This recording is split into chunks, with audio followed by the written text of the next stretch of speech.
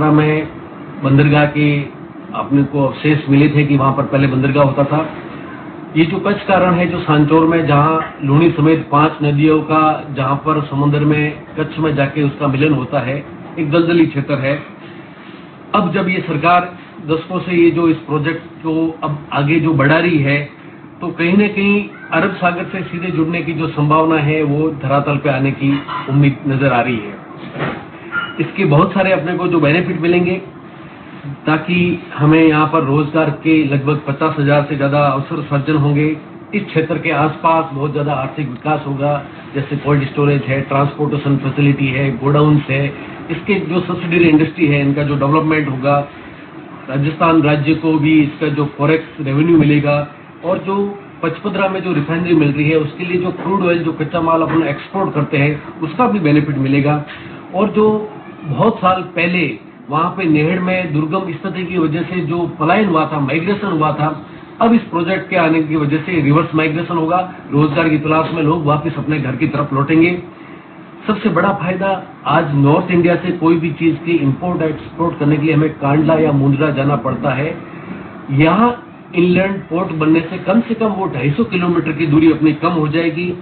और जो अभी ट्रांसपोर्टेशन के लिए रेलवे या सड़क यातायात पर जो दबाव है, वो दबाव भी इस इनलैंड पोर्ट बनने से कहीं न कहीं कम होगा। और जो ये नेहड़ क्षेत्र की जमीन है, वैसे भी बहुत लवणीय और दलदली क्षेत्र है, और बहुत प्रचुर मात्रा में यहाँ पे सरकारी भूमि भी उपलब्ध है। तो उसका भी, सरकारी भूमि का जो बंजर है, बेरन लैंड है, उसका भी अच्छी तरह से प्रयोग हो जाएगा। और यहाँ पर सी लेवल बहुत कम है, तो जो कॉस्ट टू बेनिफिट रेशियो है वो बहुत ही अच्छा, फेवरेबल अपने पोजीशन में होगा। और इससे जो, जैसे सांचौर में जीरा और कई सारे जो कृषि उत्पाद होते हैं, जालौर में ग्रेनाइट होता है, इन उत्पादों का जो एक्सपोर्ट की संभावना है वो बढ़ जाएगी। इसकी फ्री फिजिबिलिटी रिपोर्ट WAPCOS द्वारा तैयार की जा चुकी है, जिसमें 12मासी जल उपलब्धता, पर्यावरण प्रभाव, भूमि की जरूरत और लागत का विस्तृत अध्ययन शामिल है। परियोजना की DPR तैयार की जाएगी। इसके लिए IIT Madras, IWAI, national technology for ports and waterways और राजस्थान जल संसाधन विभाग की संयुक्त टीमें जालौर आकर पूरे रूट का फील्ड सर्वे करेंगी।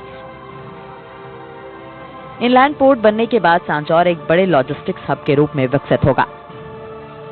केंद्र सरकार ने जो बोहातड़ा के अंदर सूखा बंदरगाह की घोषणा की, जो बजट 10,000 करोड़ का जारी किया है, इससे हमारे क्षेत्र में बहुत ही बड़ा औद्योगिक क्षेत्र के कल कारखाने लगेंगे और क्षेत्र में परिवहन वगैरह और यहाँ के लोगों को अच्छा रोजगार मिलेगा। हमारे लिए बहुत खुशी की बात है कि हमारा सीमावर्ती